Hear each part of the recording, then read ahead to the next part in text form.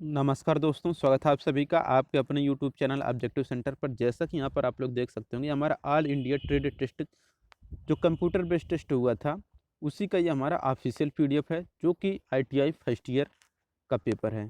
तो बहुत से लोगों का कमेंट आ रहा था कि सर एम्प्लॉयबिलिटी स्किल का हमें प्रीवियस ईयर का पेपर प्रोवाइड कर दीजिए। तो इस वीडियो में हम लोग प्रीवियस ईयर के पेपर ऑफिशियल पेपर देखेंगे, जो कि पिछले वर्ष में पूछे गए थे। तो चलिए स्टार्ट करते हैं। तो दोस्तों, ये रहा हम लोगों का एम्प्लॉयबिलिटी स्किल का क्वेश्चन, जो कि पिछले साल में पूछा गया था। सभी ट्रेड के लिए ये पेपर सेम होता है फर्स्ट ईयर के लिए। तो यहाँ पर देखिए, पहला क्वेश्चन है यहाँ पर 61 नंबर का कि after receiving interview call what is the next step. यानी कि साक्षात्कार कॉल प्राप्त करने के बाद जो अगला कदम होता है वह कौन सा होता है। तो देखिए, साक्षात्कार कॉल प्राप्त करने के बाद जो अगला कदम होता है वो होता है हमारा, ऑप्शन यहाँ पर दिया गया है कि आवेदन पत्र भेजें, यानी कि send application letter, prepare the resume, appear at interview, send resume. तो देखिए, साक्षात्कार काल प्राप्त करने के बाद जो अगला कदम होता है वो रहता है कि अपीयर एट इंटरव्यू, यानी कि साक्षात्कार में जाएं। तो यहाँ पर इसका सी आंसर करेक्ट हो जाएगा, अपीयर एट इंटरव्यू। अब देखिए, यहाँ पर जो है 62 नंबर का क्वेश्चन कर रहा है which is not a Wavell, यानी कि कौन सा एक स्वर नहीं है। ऑप्शन है ए, ई, एफ, आई। तो आपको भी पता होगा कि जो स्वर होते हैं, ए होते हैं, ई होते हैं, आई होते हैं, ओ होते हैं और यू होते हैं। तो ये पांच जो होते हैं ये हमारे स्वर होते हैं। इसके अलावा जो हमारे बचते हैं वो हमारा व्यंजन होता है, ठीक, कॉन्सोनेंट कहलाते हैं वो। तो यहाँ पर देखिए, इससे ऑप्शन आपका कौन सा सही हो जाएगा, तो आपका हो जाएगा एफ। एफ जो है हमारा, ये हमारा व्यंजन है, जबकि ए, ई और आई क्या है, हमारे स्वर हैं, ठीक। अब देखिए 63 नंबर का क्वेश्चन है, word that is pronounced the same as another word but different in meaning is called. वह शब्द जो किसी दूसरे शब्द के समान होता है लेकिन अर्थ में भिन्न होता है, उसे हम लोग क्या कहते हैं। ऑप्शन है होमोफोन्स, होमोग्राफ, डिप्थोंग, सिलेबल। यानी कि यहाँ पर देखिए कह रहा है कि वह शब्द जो किसी दूसरे शब्द के समान होते हैं लेकिन अर्थ में भिन्न होते हैं, तो उसे हम लोग बोलते हैं होमोफोन। तो होमोफोन यहाँ पर करेक्ट आंसर हो जाएगा ऑप्शन नंबर ए। 64 नंबर का क्वेश्चन है यहाँ पर, an illegal activity committed on the internet is called. Internet पर की गई एक अवैध गतिविधि को क्या कहा जाता है। ऑप्शन है virus, cyber crime, search engine, social networking. तो देखिए, इंटरनेट पर की गई एक अवैध गतिविधि को हम लोग बोलते हैं साइबर क्राइम। तो साइबर क्राइम यानी कि एक अपराध होता है, ठीक। तो साइबर क्राइम हो गया अपराध, इंटरनेट पर की गई अवैध गतिविधि को हम लोग अपराध या साइबर क्राइम बोलते हैं। ऑप्शन नंबर भी यहाँ पर करेक्ट हो जाएगा। अब देखिए, यहाँ पर 65 नंबर का क्वेश्चन है, यहाँ पर कह रहा है कि for short distance which network type should be used, यानी कि छोटी दूरी के लिए किस नेटवर्क प्रकार का उपयोग किया जाता है। ऑप्शन है local area network, man, one, wide area network, can. तो देखिए, छोटी दूरी के लिए हम लोग जो नेटवर्क यूज करते हैं वो कहलाता है हमारा लोकल एरिया नेटवर्क, और बड़ी दूरी के लिए हम लोग वाइड एरिया नेटवर्क का यूज करते हैं, ठीक। तो लान यहाँ पर करेक्ट आंसर हो जाएगा। 66 नंबर का क्वेश्चन है, in which orientation the text is printed lengthwise. किस ओरिएंटेशन अभिविन्यास में टेक्स्ट या पाठ लंबाई वार प्रिंट या मुद्रित होता है। ऑप्शन है landscape mode, margin mode, portrait mode, width mode. तो देखिए, जिस ओरिएंटेशन यानी कि अभिविन्यास में टेक्स्ट जो होता है लंबाई वार प्रिंट होता है वो रहता है पोर्ट्रेट मोड। तो पोर्ट्रेट मोड में ओरिएंटेशन जो अभिविन्यास होता है वह पाठ लंबाई वार मुद्रित होता है, ठीक। 67 नंबर का क्वेश्चन है, the expansion of WAN is, यानी कि WAN का फुल फॉर्म क्या है। तो हमने आपको पहले ही बताया कि वाइड एरिया नेटवर्क होता है। ऑप्शन नंबर सी यहाँ पर करेक्ट हो जाएगा, ठीक। अब देखिए 68 नंबर क्वेश्चन है, dedication to a particular work is called. किसी विशेष कार्य के लिए समर्पण को क्या कहा जाता है। तो देखिए, किसी विशेष कार्य के लिए समर्पण को क्या कहा जाता है। ऑप्शन है कॉन्फिडेंस, कमिटमेंट, इंटेलिजेंस, इंटीग्रिटी। तो देखिए, किसी विशेष कार्य के लिए समर्पण को कहा जाता है कमिटमेंट। तो ऑप्शन नंबर भी यहाँ पर करेक्ट हो जाएगा, कमिटमेंट। अब देखिए, यहाँ पर 69 नंबर का क्वेश्चन है, यहाँ पर कहा गया है गोल्स आर कैटेगराइज्ड एड। जो लक्ष्य होते हैं उसको किस रूप में वर्गीकृत किया गया है। ऑप्शन है यहाँ पर good and bad, inner and outer, intrinsic and extrinsic, short term and long term. तो देखिए, जो भी लक्ष्य होते हैं ये अल्पकालिक और दीर्घकालिक, यानी कि लॉन्ग टर्म और शॉर्ट टर्म में वर्गीकृत किए गए हैं लक्ष्यों को। यानी कि जो लक्ष्य होते हैं, एक तो होता है बहुत कम समय के लिए लक्ष्य रखा जाता है, एक होता है कि ज़्यादा समय के लिए लक्ष्य रखा जाता है। ठीक, तो अल्पकालिक और दीर्घकालिक लक्ष्यों के रूप में वर्गीकृत किया गया है।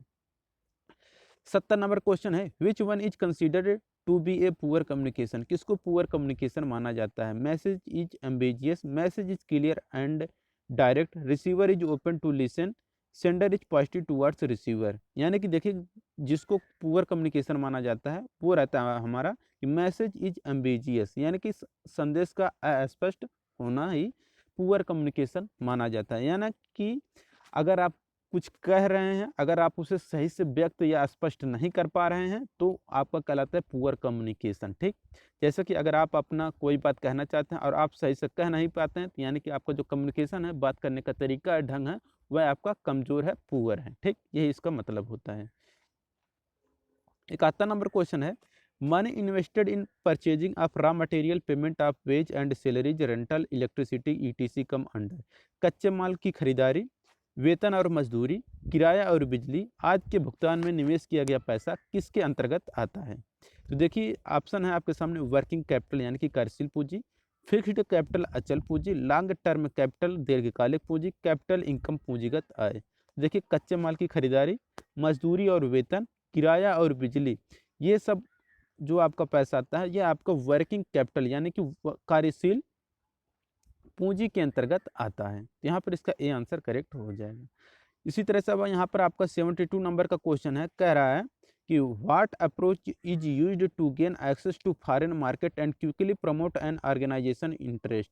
विदेशी बाजारों तक पहुंच प्राप्त करने और संगठनों के हित को जल्दी बढ़ावा देने के लिए किस दृष्टिकोण का उपयोग किया जाता है? ऑप्शन है लाइसेंसिंग, कोलैबोरेशन यानी कि सहयोग, ज्वाइंट वेंचर यानी संयुक्त उद्यम, टेक्नोलॉजी ट्रांसफर।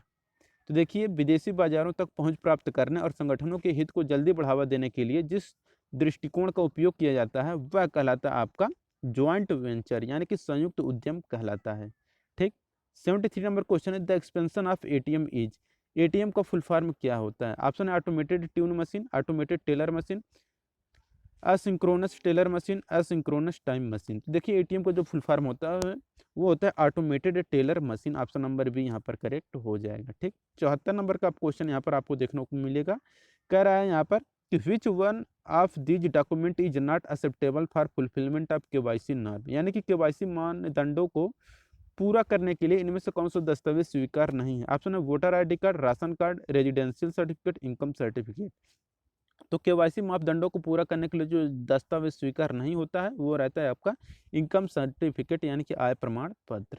देखिए, यहाँ पर 75 नंबर का क्वेश्चन है, at what decibel sound becomes hazard noise pollution? किस डेसिबल पर ध्वनि खतरनाक ध्वनि प्रदूषण बन जाती है?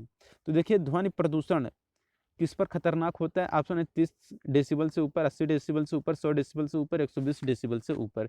देखिए, सबसे पहले हम आपको बता दें, जो ध्वनि की तीव्रता होती है उसे हम लोग डेसिबल में मापते हैं। ठीक, अब कितने डेसिबल से ज़्यादा होने पर वो ध्वनि प्रदूषण के अंतर्गत आता है? तो देखिए, 80 डेसिबल से अगर कोई भी ध्वनि है, 80 डेसिबल से ज़्यादा है वो, तो वो हमारे ध्वनि प्रदूषण के अंतर्गत आती है। और ये जो ध्वनि प्रदूषण होती है ये हमारे कानों के लिए खतरनाक होती है। इससे क्या होता है कि कान गूंजता है और साफ आवाज़ नहीं सुन पाते हैं, आसपास के लोग सो नहीं पाते हैं जिनके पास 80 डेसिबल से ज़्यादा का साउंड जाता है। ठीक, इसलिए 80 डेसिबल से ज़्यादा को जो ध्वनि होती हैं वह खतरनाक मानी जाती हैं। तो ऑप्शन नंबर बी यहाँ पर करेक्ट हो जाएगा, एबव 80।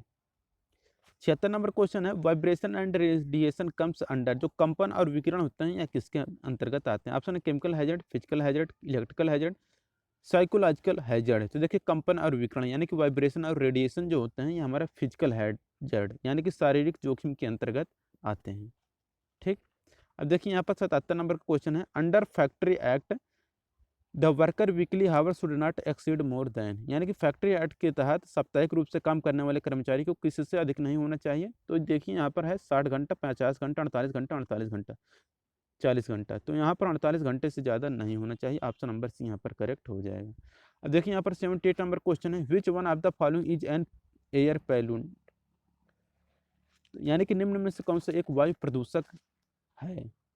तो जो वायु प्रदूषक है, ऑप्शन है ऑक्सीजन। तो ऑक्सीजन आपका एयर पोल्यूशन तो है नहीं, नाइट्रोजन भी आपका एयर पोल्यूशन नहीं है, कार्बन डाइऑक्साइड भी आपका एयर पोल्यूशन नहीं है, जो कार्बन मोनोऑक्साइड होता है ये आपका एयर पोल्यूशन के अंतर्गत आता है। तो वायु प्रदूषक क्या होता है? कार्बन मोनोऑक्साइड हमारा जिसको हम लोग शॉर्ट में CO बोलते हैं। ठीक। 79 नंबर क्वेश्चन है, total number of popular quality tools are. लोकप्रिय गुणवत्ता उपकरणों की कुल संख्या कितनी है? तो देखिए लोकप्रिय गुणवत्ता उपकरणों की जो कुल संख्या है वह 7 है। ठीक। अब देखिए यहाँ पर 80 नंबर का क्वेश्चन है, करें which formula is correct to quantify the quality. कौन सा फार्मूला सही है? देखिए capital P equal to capital P by capital Q। ठीक। तो Q equal to P by Q यहाँ पर करेक्ट आंसर हो जाएगा ऑप्शन नंबर ए। तो दोस्तों ये हमारे 20 क्वेश्चन थे जो कि पिछले साल पूछे गए थे एम्प्लॉयबिलिटी स्किल से, जो कि फर्स्ट ईयर के क्वेश्चन थे ये।